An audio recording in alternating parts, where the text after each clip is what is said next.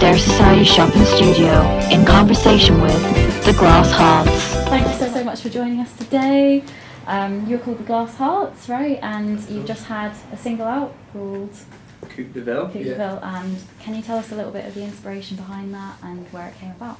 Yeah, well, I guess sonically the inspiration was like northern soul music. We kind of wanted it to be a nod to that era.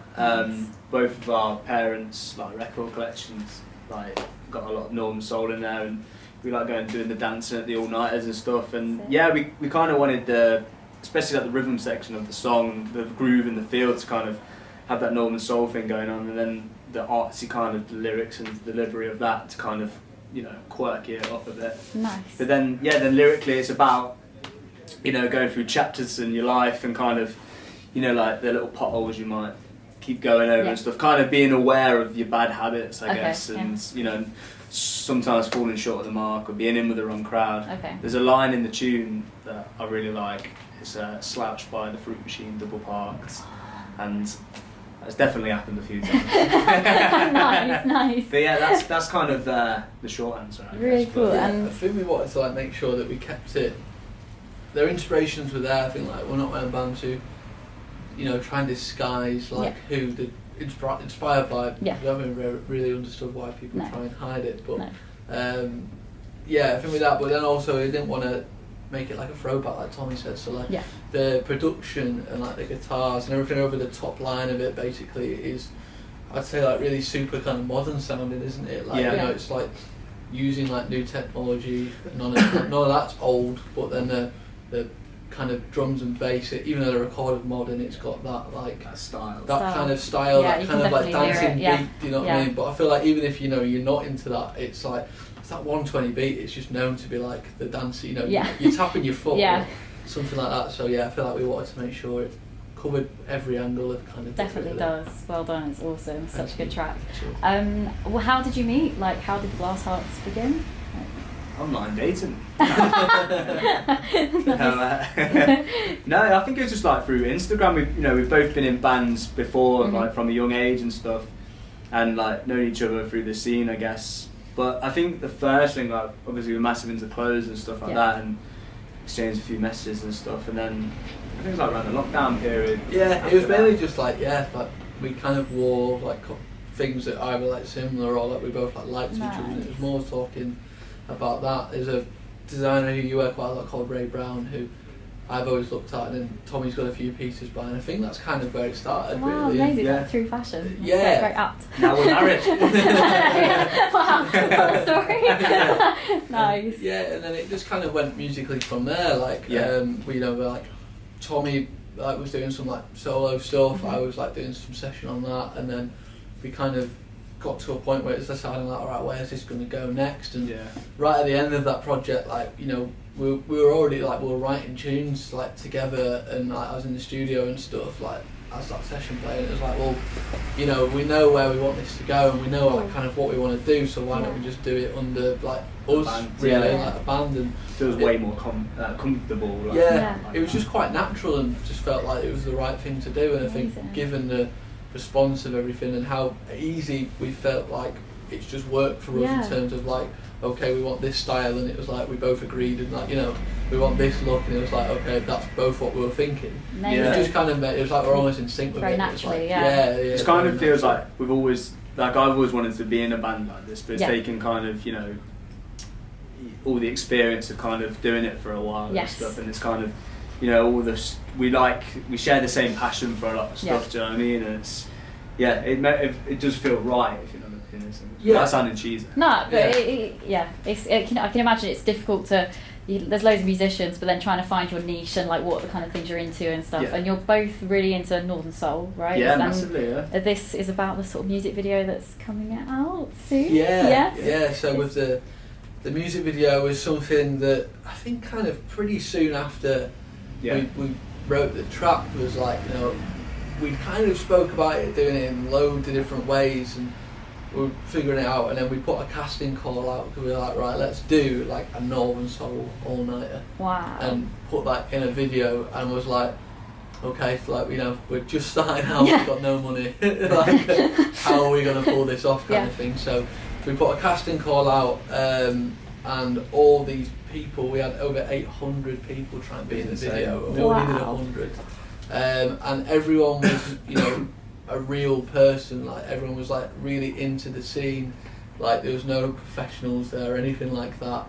And on the day we kind of saw that because people had like clothes made for the day, like, you know, they were bringing out like, you know, the best shoes, the best jackets, all stuff like that. Even some people turned up in shirts that they wore to like Wigan Casino and stuff like that. That's amazing. Yeah, it was incredible. Grew his sideburns out. I was off that. I had a good chat about them. Yeah, it was loads. Like carpets, man. Yeah, impressive. I just think it was so cool to see, like, especially growing up with it, and then like, you know, it was something that I'd always grew up with, and then only kind of maybe in the past 3 or 4 years kind of rekindled back with it. Wow. And I put, well, to be fair, my girlfriend Sarah put out a video of me dancing on TikTok probably about a year before it, and it just went viral. Wow, that's and amazing. that kind of, I think, how it for me anyway, I was like, reignited. Not that I forgot about it, but I was like, yeah, this is like a thing that I really enjoy, and then we enjoyed it, and then writing a song, and then this video's now come out of it, and it's incredible. I think, you know, it's like we were so overwhelmed on the day of seeing all these people. It was quite emotional, wasn't it? 'Cause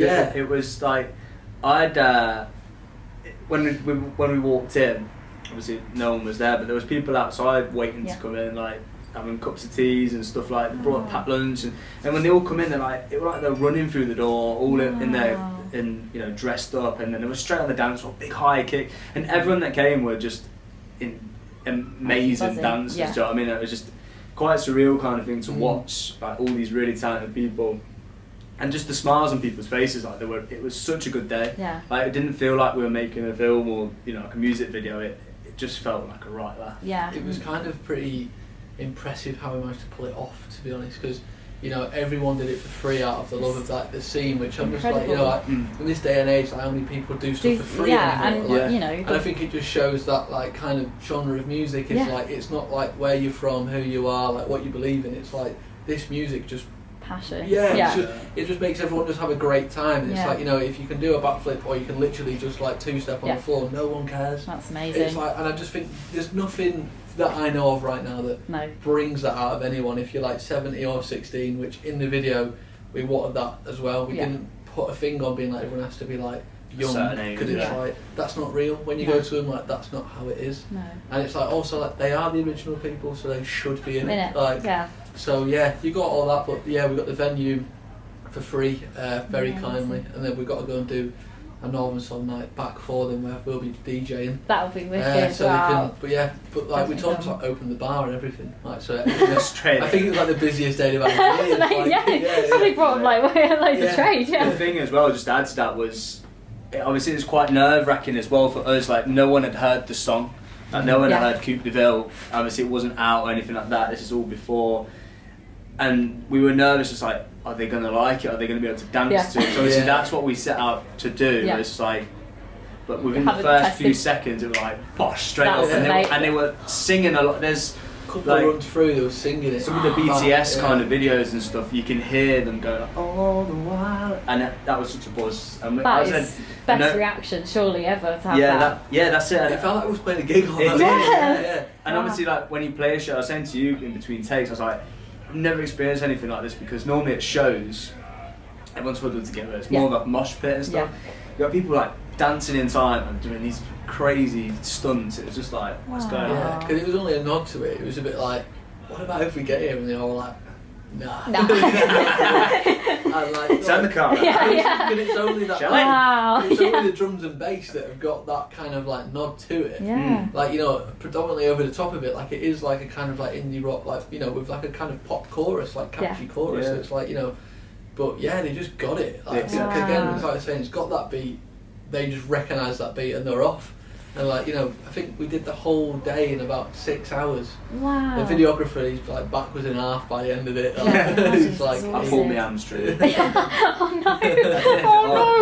Oh no! Worth it. Amazing day though. It's like like one of the days like I didn't feel like, not this is like work anyway, but you know what I mean? It's like I didn't feel like it was a graft or anything. It was like we walked out of there knackered, but just buzzing. I could not believe it. It was such a good day. Lovely roast dinner after. Oh, I can't beat that. Sounds like the best day ever. Have you got? So is this part of like an album or an EP that you're going to release, or is this just like one song? This obviously been the first single, but we have got a lot of songs written. Amazing. I guess like in the future, an album, a debut album is obviously where you want to head to. Yeah. But I feel like, I mean, in the near future, I'd like to think an EP would be kind of where we'd kind of want to get to. But yeah, a few more singles before anything like that happens. But we're writing all the time. I mean, we just got here about a couple of hours ago and was writing in Charlie's Lounge, like written another song, just like there's another song to like demo, and brilliant. It's been a really creative, like the last 12 months have been really creative and a buzz in that respect. So, but yeah, an album, that is a goal. I think you guys are going to do so well, especially here in Manchester. Like, have you got anywhere that would be your dream kind of place for a gig, or like in Manchester? Like, what would you go for, more of an intimate venue, or would you like, you know, dream big? What kind of vibe? We've both got like different answers for this, for kind of different reasons. Like, I used to work at Pretty Green, which is not a million miles away from here. And every day I used to go past the Apollo on the bus from Stockport, and like always turn around and look at like, you know, the big sign that used to be there, so like, whoever's on, like you saw the tour buses parked up, and I was like always just like kind of like, oh, that's like, you know, it's so cool. So like, well, I think one day, you know, to kind of go around that roundabout, but like on our tour bus, like that'd be incredible. And then plus it's an amazing venue anyway. Like, you know, I think it is the best for me, like the best venue in Manchester. It sounds incredible. It looks so cool.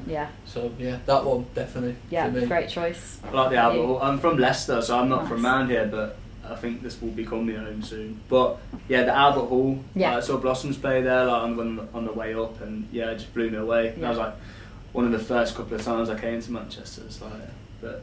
Yeah, so that would be mine. It's probably the best looking venue from inside, isn't it? Let's put that out there. I think it's happening this year.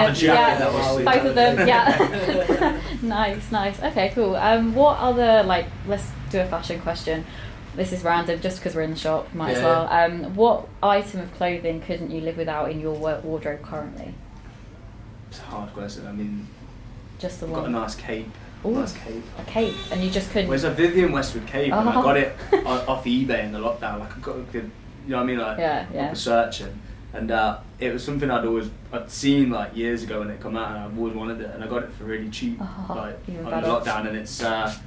I do like it. It's got a big scarf that you can wrap around it. I look ridiculous. But that's the essential. But we'll leave everything else, but we'll take the Vivienne Westwood cape. Nice, okay. How about you? It's just like a really good solid pair of like black boots. Nice. It goes with everything. Yeah. But I think like I don't have one yet, but if I could, like a YSL biker, just a classic black leather basic one. Nice. I'm just like, every time I ever see someone wearing that, you know, if you know, you know, it fits immaculately, and it's like, it's $4,000 or something stupid, but I'm like, if I had $4,000 to blow on a jacket, it would be that. And like, because it's never, it like grows on you almost, and it's like incredible. So it's like a second skin. Nice. Yeah, literally. Cool.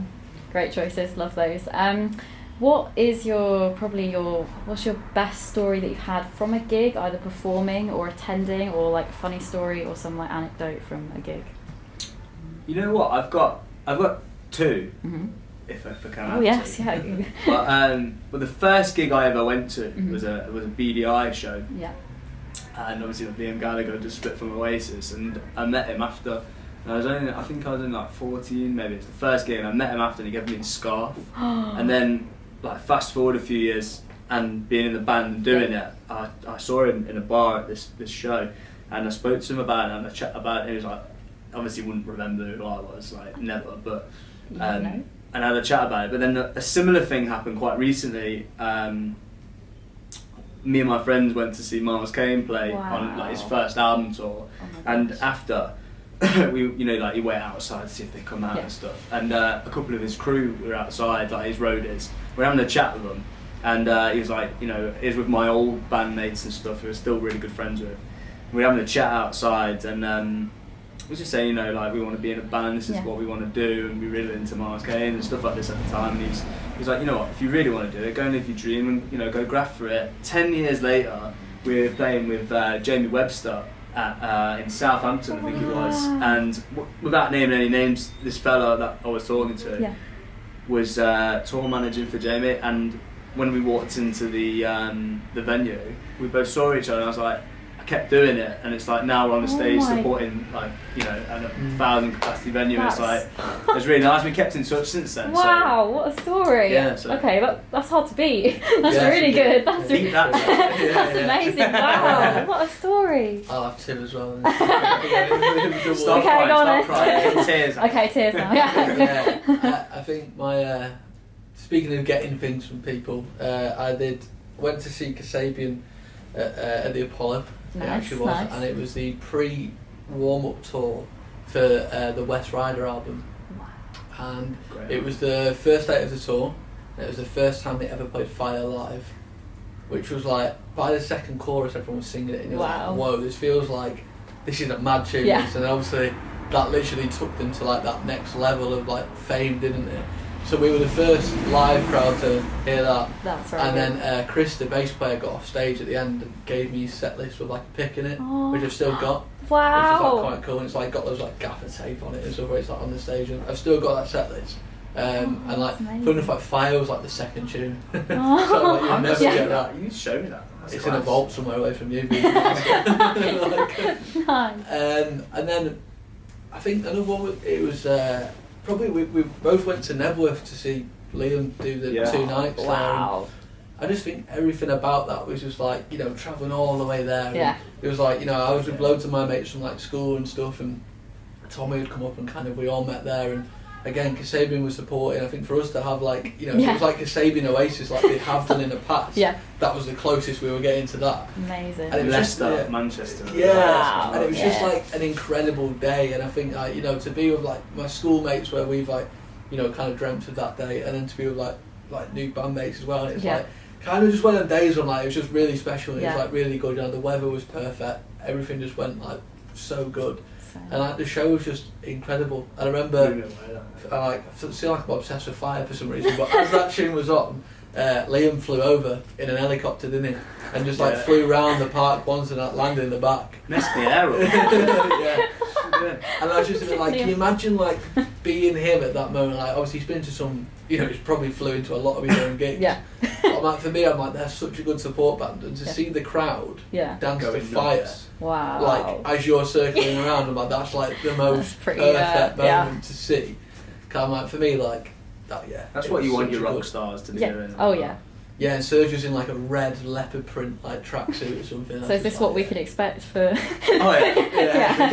We came with Kelly. Just out there, yeah. Nice. I mean, that's so cool. It's a fiesta. Yeah, it sounds like an helicopter. Amazing. Oh, that's both amazing stories. That's really cool. What would you say? I know, like you guys are like fairly new, like performing together, but say in just general, what would be your favourite part of, say, the musical process? Either the writing, the performing live, or the recording, or is it all just equally love it, or is there parts you prefer? Well, you know, it's all really enjoyable. You know what I mean? I think it's hard to pick really. I mean, live's where it's at. I think. Yeah. You know what I mean? It's like you can't beat that kind of that reaction with the crowd and stuff like that, because it's just there and it's your tunes. You know, like, especially for me, like writing songs on my sofa to record, and then you go and play live, and if it gets accepted. And people sing it back to you, that there's no better feeling. But I do really enjoy the studio as well, but I'm gonna have to pick live. Good choice. Yeah, I do enjoy the studio. I love the, you know, when you like, especially like the way we kind of, you know, living between two different cities, like stuff goes from like a voice note to a record. Yeah. It's like, well, this is pretty crazy, and like, I feel like the way we record as well, it seems to happen quite quick, because again, it's like, not that we've set ourselves rules, but like going back to like before, that we're so know what we want to do with everything. Like when we hear something, like, you know, it's like, you know, we'll go on like kind of like Vox Continental, and we know like that's the instrument that's going to work on it, kind of thing. Like, so there's none of like, you know, let's try all these like thousands of synths that's never going to end up on a track. It's like, right, that's going to work, let's do it. So that's always cool. But yeah, it's definitely live for me. I just think there's nothing in the world that can replicate that feeling of like, you know, not that we've had it yet with this band, but you know, hopefully we will. It's like, you know, with people singing your tune back in like a big sold out venue, it's like there's nothing to it. But I think then 5 seconds before you walk out on stage, where like you're not there yet, but you can see everyone. Yeah. And it's like, whoa, like this is. Yeah. There's a certain energy about yeah. it. Adrenaline, like, how do you absolutely. like come down from that after? How do you like decompress? Because I can imagine like coming off from something like that is like. Yeah, like, I'm a bit of a nightmare to feel. I get quite up Yeah. and down after shows and stuff, and that's just my personal. I think a bit like a jack in the box anyway, Yeah. but. Yeah, it is quite hard, you know, especially when it's like it's not completely your job. I'm still working on the building side doing window fitting, do you know what I mean? So it's like, but you know, if it doesn't, obviously touch wood, it happens and stuff. Of course but it will. Yeah, it's hard to kind of balance it, do you know what I mean? And Yeah. you come off stage, like we played a show like Miles Kane last year, and it was one of the best shows we've done, and it was like loads of people that were going off again. They were singing the tunes back there. That's amazing. And you know, but the next day is at work, and it was like a bit late for work, and it's like get Back to ticking off reality. for that. And, Yeah. do you know what I mean? But I think yeah, it's so tough because I feel like there's no way to handle it. Do you know what I mean? Like when you come off, I think like usually, I think it's more just baby like. shot. 3%. Yeah, very good. Yeah. I think it's more just like I love like talking about it to people. Yeah. You know, like going out there and like Yeah. speaking to the people who are buying your t-shirts Yeah. and you know usually paying for your trip home by Yeah. doing that and like speaking to them, and it's like, you know, some of them people you've never met before, and just, you know, they've gone to work and like spent 10 quid on a ticket Yeah. to see you, and they've bought like a, you know, a 15 quid t-shirt Yeah. or something. I'm like, that blows my Can't mind beat that that, sometimes. yeah. Like even though I go and do it to other acts, I'm Yeah. like, but yeah, and I'm just like speaking to them and like how much of a buzz they've had. I think like kind of continues it Yeah. on. Yeah. Definitely. And then We usually chat I'm for knackered. hours after. yeah. To be fair. Yeah, It's- especially if it's like, you know, not by your house, like Yeah. you got that trip home, and you know, Yeah. it's usually the tunes are on. We always like Yeah. before a show, it's always like kind of like disco or Yeah. and so on, Nice. quite loud, and we, you know, Yeah. just having a bit of a party kind of prior to it, and you know, in the car or the van or whatever on the way home, like that's Yeah. usually the way, and then Nice. usually depending where the gig is, it's about 4 a.m. so then we go to sleep. Nice. And Wow. McDonald's at the end of it. Wow. Yeah. So can we expect any live gigs this year? 100%. Yeah. You know, we're not announced any yet, but we're in the middle of kind of making a plan for that. Amazing. Obviously, definitely want to get back on the road because Yeah. missing that feeling, what you Yeah. just said there. But yeah, that, you know, that is the next step. We wanted to kind of see how the single, you know, went down, and you know, it's only been a day, so you know, we'll see how it goes. But yeah, definitely want to play some shows. Amazing. Chomping at the bits. Yeah, I can imagine. Kind Like of now you've got a song yeah. out, it's like, oh, Yeah, you want to yeah, go yeah. and show it, yeah. We're like gonna be looking at like the Spotify statistics. That's one of the good things with Yeah. Spotify. You know, apart from getting a quarter of a penny a stream, which is great. Yeah. Saving up for that second Yes, round. yeah. I'll have it in me next life. Nice. But you can see where people are listening, Yeah. which Yeah. is brilliant. Yeah. Because it's like, you know, if not one person's listened to it in, I don't know, like Scotland or something, and Yeah. there's no point in doing a show there yet. No, You know, yeah. it's like we worked Well, on that's it. true, so you can find out. Yeah, it's brilliant. You might So- have like a target market in like, I don't Yeah, know, I think- Thailand, and then you're like, oh, we must go there. Like, No, I'm definitely- yeah. I think like just going off like yesterday, I think we're like looking at this morning, it's kind of the obvious like Stockport, Manchester, Leicester. Nice. Yeah. Leeds was one that came up, which was London. like how random, and Yeah, we'll get down London. there. Yeah. So we'll see. Yeah. But yeah, we've got the live band together. We've Amazing. done one rehearsal at the minute.